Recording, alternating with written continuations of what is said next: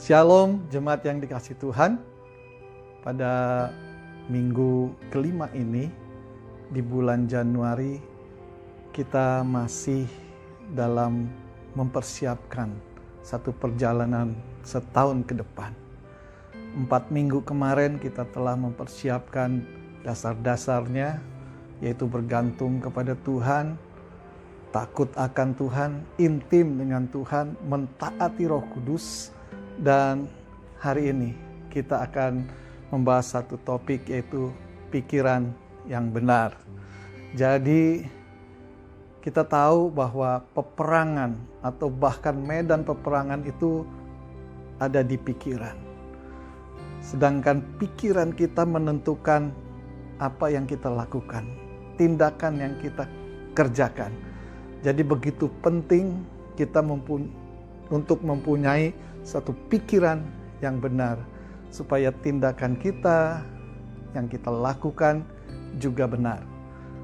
Dan untuk dapat memiliki pikiran yang benar, cuman ada satu cara, yaitu menundukkan diri di bawah Kristus.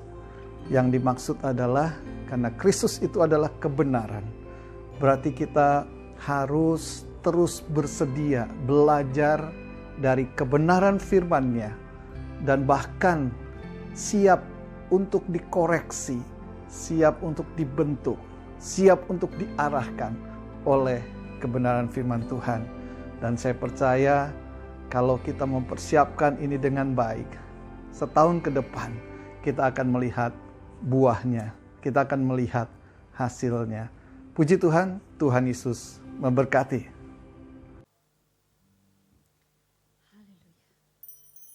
Mari kita siapkan hati kita.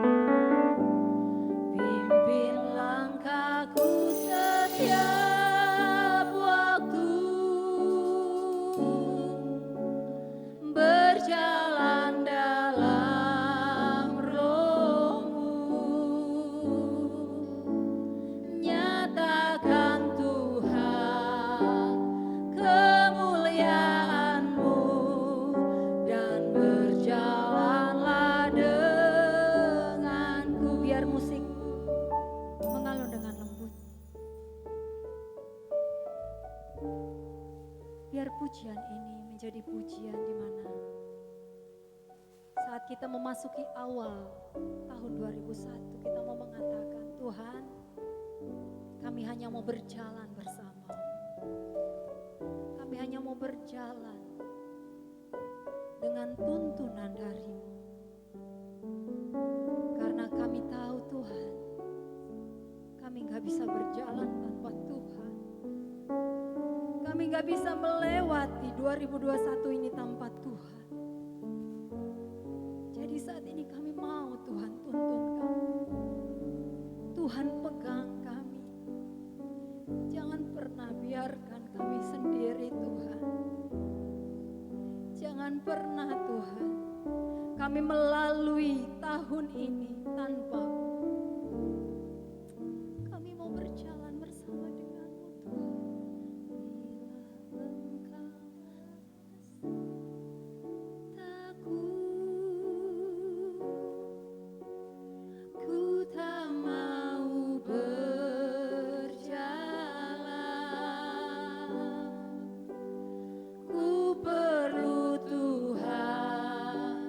Pimpin langkahku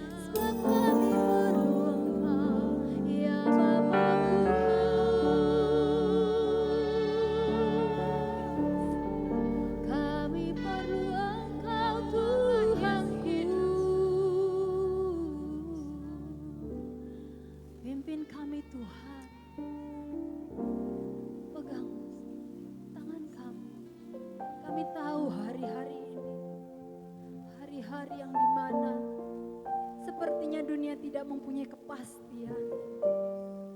Tapi kami tahu kami punya Tuhan yang pasti. Kami tahu kami punya Tuhan yang selalu menepati janjinya atas hidup kami. Kami tahu Engkau ada atas kami, Tuhan. Sebab itu kami mengatakan kami perlu Engkau. Kami perlu Engkau. Kami perlukan keajaiban-Mu. Kami butuhkan sentuhan tangan-Mu. Kami tak dapat jalan sendiri. Kami perlu Kau, Tuhan.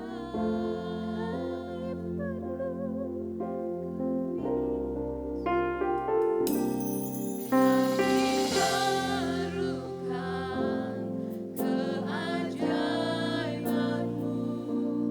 Kami butuhkan sentuhan tangan-Mu. Kami tak dapat jalan sendiri. Kami perlu Kau, kami perlu Kau, Tuhan.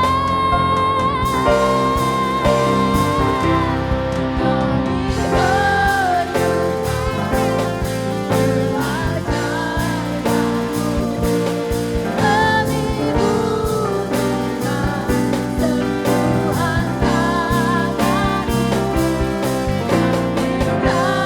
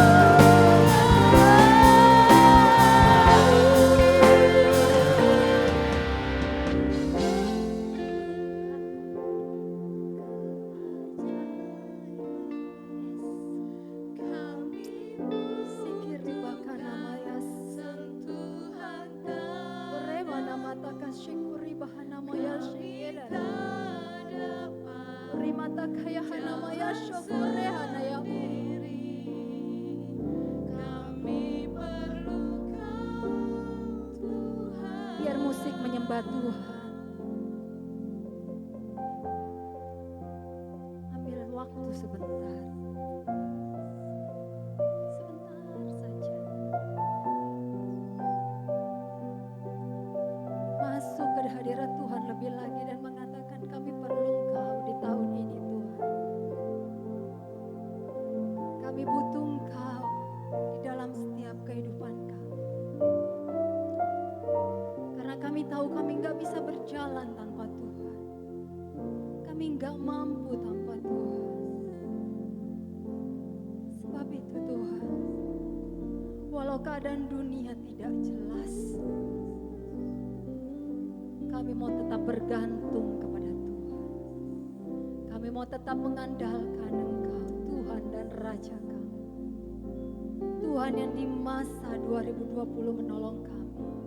Kami percaya Tuhan, di awal tahun ini kami akan terus berjalan bersama dengan Tuhan. Kami percaya tangan Tuhan ada atas kami. Kami percaya penyertaan Tuhan tidak pernah meninggalkan kami. Kami percaya bahwa Tuhan tetap ada di dalam setiap kehidupan kami. Kami mau terus beriman kepadamu Tuhan. Haleluya Yesus. Thank you Lord. Mari katakan sekali lagi dengan lembut. Kami perlukan keajaiban.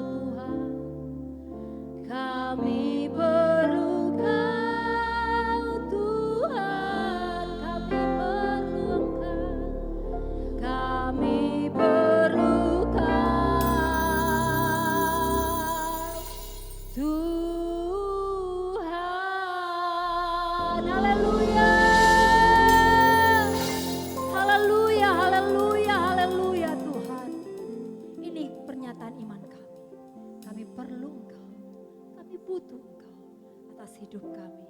Dan saat ini Tuhan, kami butuh firman untuk terus tetap menguatkan kami untuk menjalani hari-hari ke depannya Tuhan. Berkati kami, berkati hamba-Mu yang menyampaikan kebenaran firman. Urapi kami semua Tuhan. Terima kasih Bapa, terpujilah nama-Mu. Haleluya. Amin.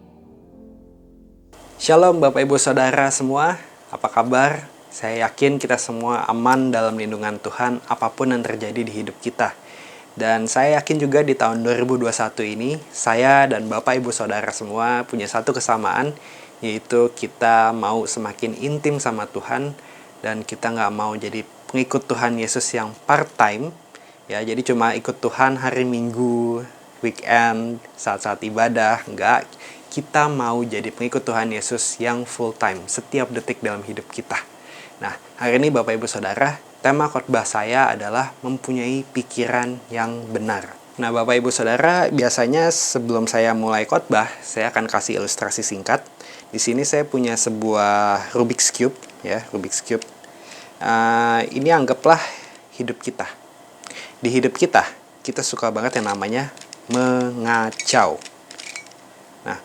Udah mengacau kayak gini, biasanya kita bukannya berubah, kita malah tambah mengacau lagi. Menariknya, di saat-saat kita udah tambah kacau seperti ini, kita bukannya bertobat, ya kita mungkin tahu sih, ya harus bertobat nih. Tapi kadang-kadang kita suka hilaf ya, kita suka hilaf dan akhirnya malah makin memperparah kondisi kita. Nah, di saat seperti ini, apa yang harus kita lakukan Bapak Ibu Saudara? Di saat seperti ini yang kita perlu lakukan adalah kita serahkan hidup kita ke tangan Tuhan dan biarkan Tuhan yang memproses hidup kita.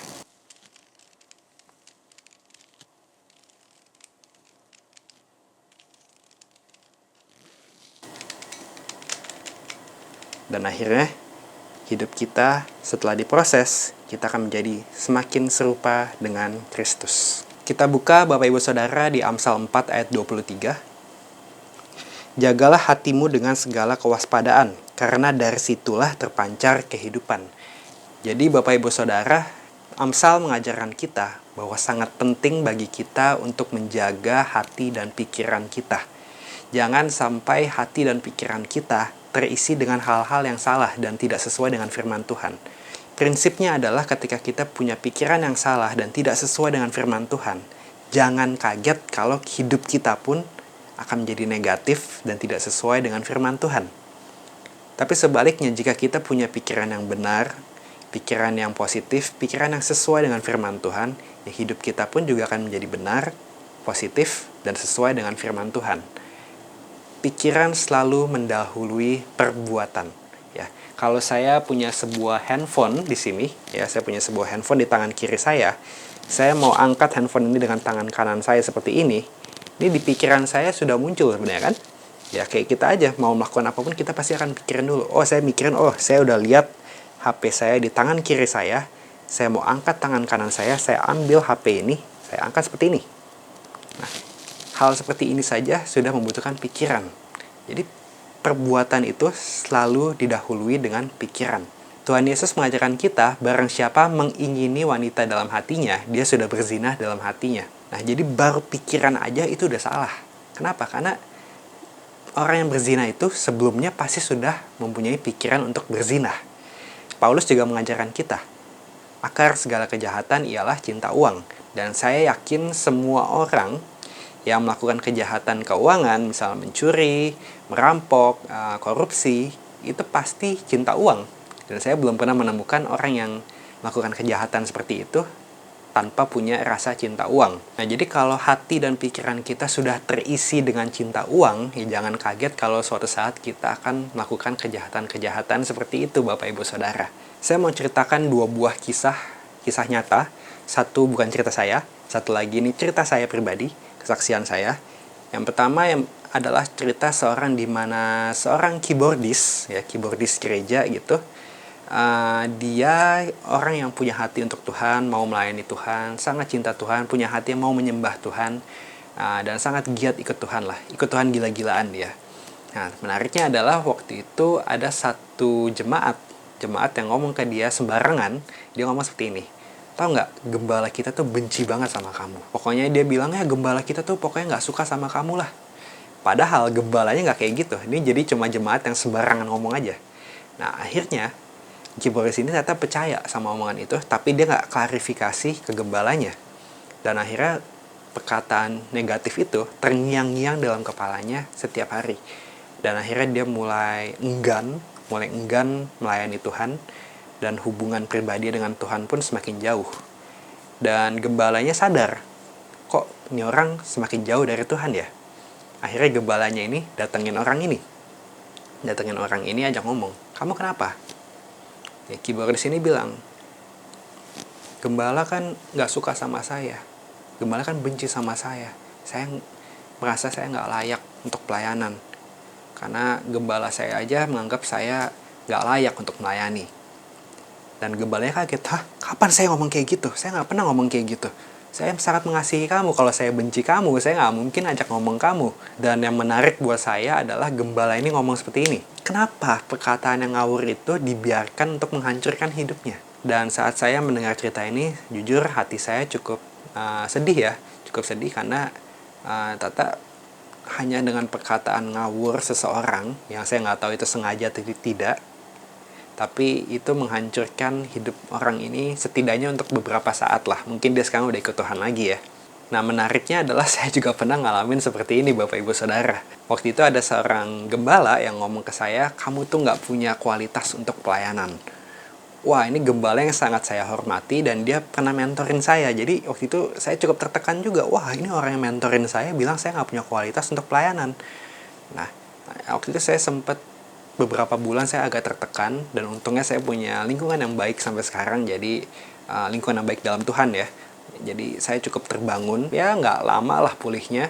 Tapi beberapa saat setelah itu, saat saya diundang khotbah ke gereja lain, saya merasa perkataan itu masih ada menghantui saya. Ya, setiap saya mau berjalan ke atas mimbar gitu ya, saya merasa, oh gembala ini ngomong saya nggak punya kualitas untuk pelayanan. Padahal itu tidak sesuai dengan firman Tuhan. Jadi Bapak Ibu Saudara, jangan sampai perkataan yang tidak sesuai dengan firman Tuhan mendikte hidup kita, merusak hidup kita. Hal-hal yang tidak sesuai dengan firman Tuhan, itu pasti akan merusak hidup kita. Kita makanya harus stay di firman Tuhan. Firman Tuhan ini benar-benar harus menguasai hidup kita. Itu makanya kenapa kita sangat penting membaca Alkitab ya. Nah, Bapak Ibu Saudara mungkin tahu ada yang namanya trading di istilah ekonomi. Ya, itu biasa trading itu dilakukan paling terkenal ya di saham dan juga forex. Forex itu lebih ke mata uang asing ya. Jadi jual beli mata uang asing untuk mendapatkan profit, keuntungan. Nah, saya pernah belajar dari seorang investor forex yang merupakan salah satu orang terkaya di negaranya. Jadi ini jago investornya. Nah, dia kasih fakta yang menarik. Sebenarnya dalam trading ya, supaya kita dapat profit, supaya kita nggak rugi, sebenarnya ilmu trading itu sebenarnya cuma berpengaruh sekitar 30%. 70% sisanya itu apa? 70% sisanya itu ini, mindset. Jadi kalau misalnya kita lihat, harga tiba-tiba naik ya, ini, tapi sebenarnya menurut ilmu trading saya, ini nggak baik sih untuk kita beli. Tapi karena harganya lagi naik gila-gilaan, saya ikutan beli aja deh. Nah itu kalau kita udah punya pikiran serakah kayak gitu, ilmu kita pun nggak akan guna. Nah jadi dia mengajarkan mindset itu sangat penting dalam trading, lebih daripada ilmu tradingnya tersebut. Nah Bapak Ibu Saudara, kalau hal sekuler saja sangat membutuhkan mindset yang benar, apalagi kehidupan rohani kita Bapak Ibu Saudara. Jangan sampai pikiran kita dikuasai oleh iblis. Kita harus benar-benar serahkan tubuh, jiwa, dan roh kita benar-benar dikuasai oleh Tuhan. Nah, apakah kita suka seperti itu Bapak Ibu Saudara? Kita lebih percaya perkataan-perkataan yang tidak sesuai dengan firman Tuhan dibandingkan dengan firman Tuhan sendiri. Mungkin kita sering dapat perkataan, kamu gak berguna, kamu gak akan sukses, aduh kamu gagal, aduh kamu gak bakal bangkit lagi. Bapak Ibu Saudara, percayalah itu bukan dari Tuhan. Ya, saya yakin ketika kita menyerahkan hidup kita kepada Tuhan, ujung-ujungnya pasti baik. Nah, kalau belum terjadi yang baik, berarti itu belum ujungnya. Hal yang terpenting adalah kita tetap lengket sama Tuhan dan kita tetap pegang teguh firman Tuhan. Pada waktu Tuhan yang tepat, semua pasti akan berujung baik. Kita tinggal bersabar, menunggu janji Tuhan digenapi, karena Tuhan tidak pernah terlambat dan Tuhan tidak pernah terburu-buru. Nah, jadi sekali lagi Bapak Ibu Saudara, pikiran kita harus dijaga. Kenapa? Karena seperti yang tadi awal-awal saya katakan, perbuatan selalu didahului oleh pikiran. Nah, pikiran kita akan menghasilkan perbuatan. Nah, ini yang terjadi pada 12 pengintai Israel. 10 orang menganggap, aduh kita mah orang kecil, aduh kita mah nggak ada apa-apanya dibandingkan penduduk tanah perjanjian. Tapi cuma Yosua sama Kaleb yang bilang, wah itu pokoknya Tuhan pasti serahin tanah perjanjian itu ke kita. Cuma 2 dari 12 orang yang punya pikiran yang sesuai dengan firman Tuhan. Dan kalau Bapak Ibu Saudara tahu juga, Goliat saat dia menantang pasukan Israel, dia itu cuma ngomong doang. Alkitab mengatakan dia pagi dan petang ngomong hal yang sama. Ayo sini duel 1 lawan 1 sama gua. Kalau lu menang, Filistin tunduk sama Israel. Kan kira-kira begitu. Menariknya adalah Alkitab mencatat selama 40 hari, Goliat cuma gitu doang. Pagi sama petang ngomong hal gitu doang. Tapi dia nggak melakukan action apapun. Nah, lebih menariknya lagi, Goliat yang cuma bisa ngomong doang 40 hari tanpa action, dia berhasil menakuti Saul dan semua pasukan Israel lainnya. Padahal Alkitab juga mencatat, Saul adalah orang yang paling tinggi badannya di Israel. Jadi orang yang paling besar di Israel aja takut sama Goliat. Padahal Goliat belum lakuin apa-apa, dia cuma teriak-teriak doang selama 40 hari ngomongnya sama. Dan kita tahu cuma 1 orang yang tidak termakan perkataan Goliat, yaitu Daud. Nah, Goliat ini melambangkan iblis, Bapak Ibu Saudara. Jangan sampai perkataan iblis itu menguasai pikiran kita. Akhirnya nanti kita jadi hidup seperti pengecut, seperti bangsa Israel. Bayangin orang yang gagah perkasa takut maju, tapi Daud yang ya mungkin badannya nggak gagah perkasa gitu ya saat itu, tapi dia berani maju. Kenapa Daud berani maju? Karena pikirannya tertuju pada Tuhan. Nah, Bapak Ibu Saudara, saya akan bagikan 3 langkah praktis bagaimana kita mempunyai pikiran yang benar sesuai dengan firman Tuhan. Yang pertama adalah kita harus mencuci otak kita dengan firman Tuhan. Kita buka di Yosua 1 ayat 8. Janganlah engkau lupa memperkatakan kitab Taurat ini, tetapi renungkanlah itu siang dan malam supaya engkau bertindak hati-hati sesuai dengan segala yang tertulis di dalamnya. Sebab dengan demikian perjalananmu akan berhasil dan engkau akan beruntung. Nah, Bapak Ibu Saudara, jadi kita harus merenungkan firman Tuhan siang dan malam. Nah, itu yang saya sebut dengan mencuci otak kita dengan firman Tuhan. Nah, mencuci otak itu cara kerjanya seperti itu, Bapak Ibu Saudara. Jadi sesuatu diinput terus-terusan sampai akhirnya itu terngiang-ngiang terus di kepala kita. Nah, ini renungkan firman Tuhan siang dan malam. Ketika firman Tuhan terngiang-ngiang di kepala kita, pikiran negatif pun pasti akan tersingkirkan. Supaya lebih jelas, saya akan pakai ilustrasi misalnya jenggot. Nah, saya nggak punya jenggot yang gimana sih ya. Dan kalaupun ada, saya juga pasti cukur. Nah, anggaplah Bapak Ibu, jenggot itu adalah pikiran yang salah. Dan firman Tuhan adalah pisau cukur. Nah, ketika jenggot itu tumbuh, kita pakai firman Tuhan, cukur. Nah, jadi pikiran itu hilang. Nah, tapi apakah itu bisa muncul lagi? Ya bisa aja. Tapi saat jenggot, yaitu pikiran yang salah itu muncul, kita pakai pedang roh ini. Kita cukur lagi. Jadi benar-benar pikiran yang salah itu dihilangkan dengan firman Tuhan. Disingkirkan oleh firman Tuhan. Jadi langkah praktis yang pertama adalah mencuci otak kita dengan firman Tuhan. Yang kedua adalah kita mengganti kebiasaan lama kita dengan kebiasaan yang baru. Kita buka di Efesus 4 ayat 28-29. Orang yang mencuri, janganlah ia mencuri lagi. Tetapi baiklah ia bekerja keras dan melakukan pekerjaan yang baik dengan tangannya sendiri supaya ia dapat membagikan sesuatu kepada orang yang berkekurangan. Janganlah ada perkataan kotor keluar dari mulutmu, tapi pakailah perkataan yang baik untuk membangun, di mana perlu, supaya mereka yang mendengarnya beroleh kasih karunia.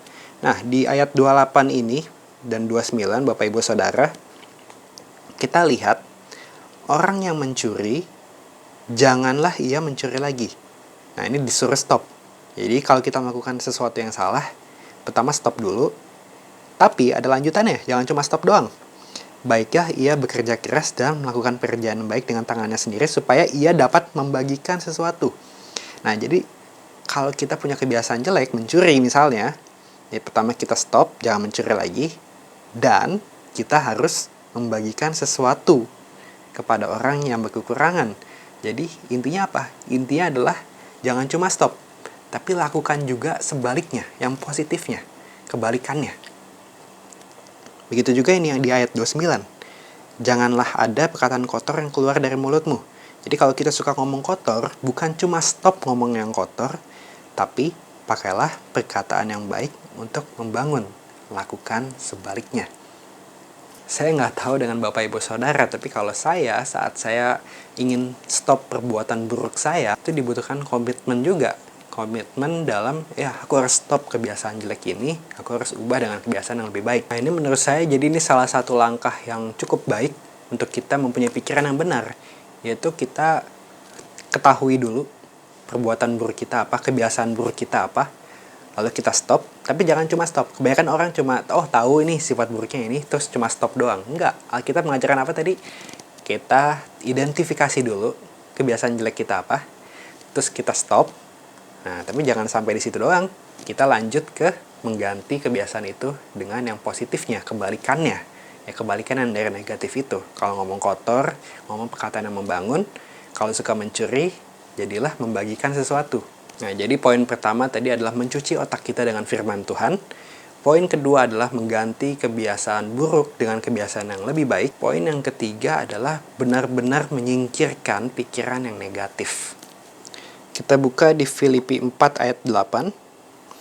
Jadi akhirnya, saudara-saudara, semua yang benar, semua yang mulia, semua yang adil, semua yang suci, semua yang manis, semua yang sedap didengar, semua yang disebut kebajikan dan patut dipuji, pikirkanlah semuanya itu.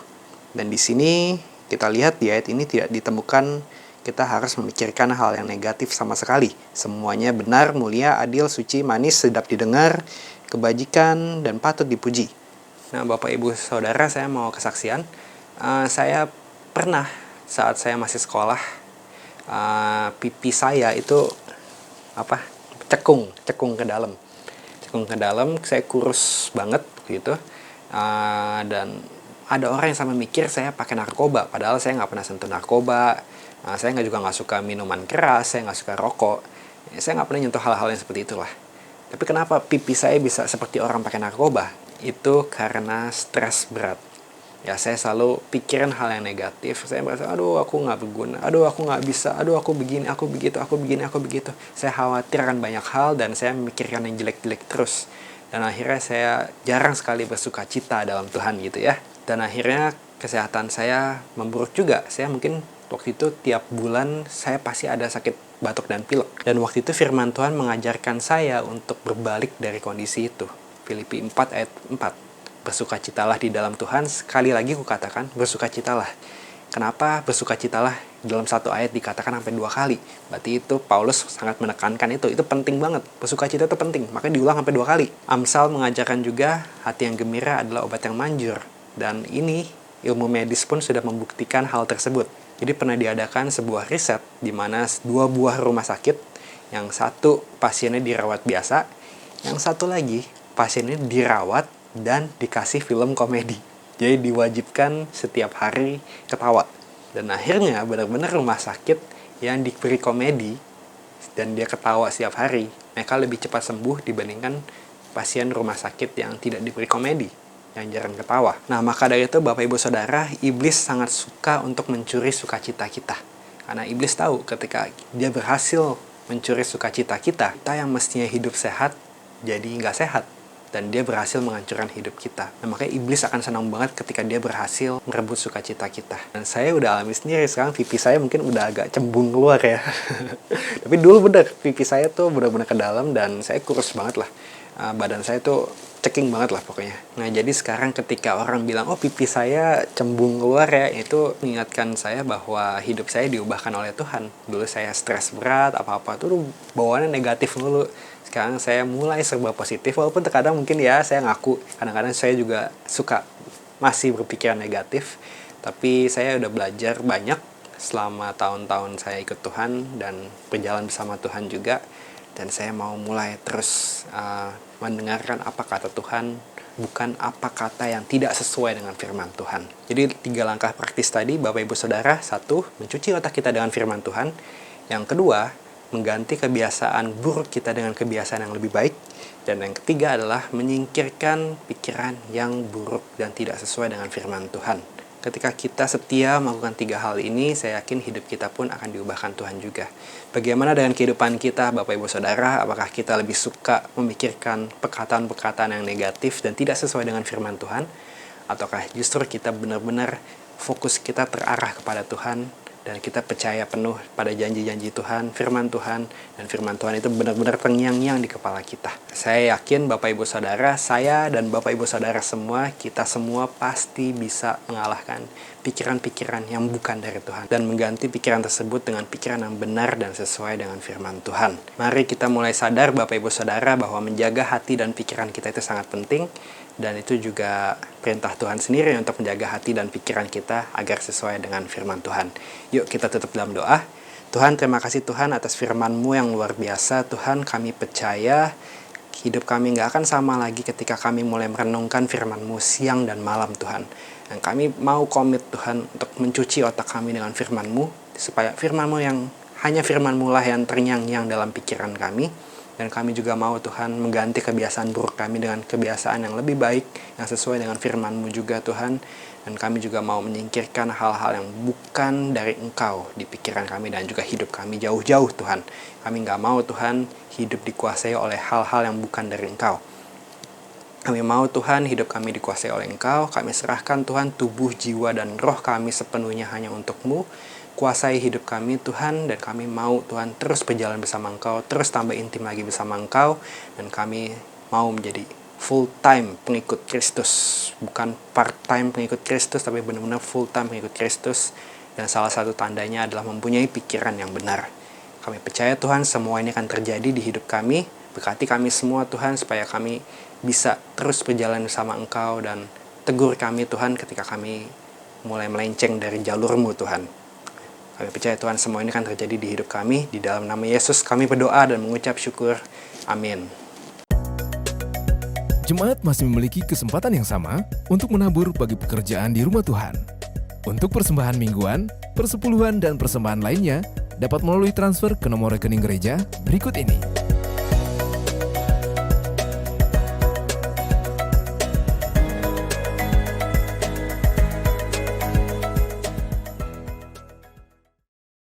Puji Tuhan, kembali kita hari ini boleh menyelesaikan satu ibadah yang tentunya semua itu adalah berkat daripada Tuhan.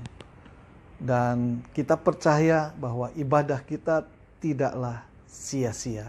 Oleh sebab itu kita mau bersyukur karena melalui semua yang kita lewati hari ini di dalam ibadah ini, itu memperlengkapi kita, menguatkan kita, dan mempersiapkan kita berjalan di tahun ini dengan penuh kemenangan.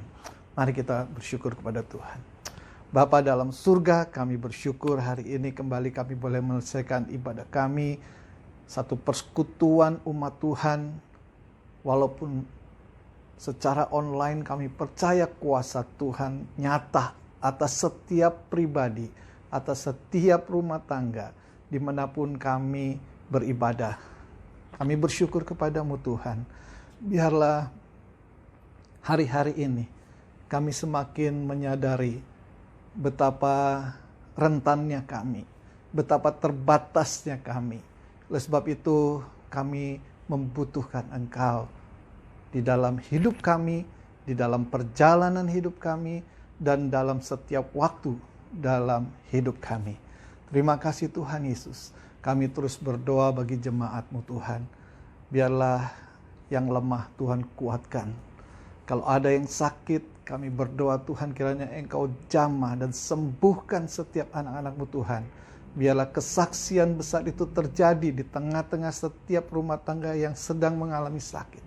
Dan nama Tuhan yang dipermuliakan. Hari ini kami mohon kiranya Tuhan Engkau jaga dan lindungi setiap umat Tuhan. Dimanapun umat-Mu berada, jauhkan dari sakit penyakit, jauhkan dari segala mara bahaya, jauhkan dari segala bencana yang sedang sekarang ini banyak terjadi. Dan biarlah kami semua terus mendapatkan kesempatan untuk memuliakan Tuhan. Terima kasih Tuhan, kami bersyukur buat berkat-Mu. Saat ini kami mau mengakhiri ibadah kami dengan bersyukur kepada Tuhan, karena berkat Tuhan melimpah atas kami. Umat yang dikasihi Tuhan, mari kita harapkan berkat daripada satu-satunya sumber berkat kita, yaitu Tuhan kita Yesus Kristus. Dan saat ini dimanapun engkau ada, terimalah segala berkat dan rahmat daripada Allah Bapa, anugerah dan belas kasihan daripada Tuhan kita Yesus Kristus, serta persekutuan, penghiburan, dan kuasa daripada Roh Kudus. Kiranya Allah Tritunggal menyertai kita mulai hari ini sampai Maranatha Tuhan Yesus datang kembali. Haleluya. Yang bersyukur sama-sama katakan amin. Amin.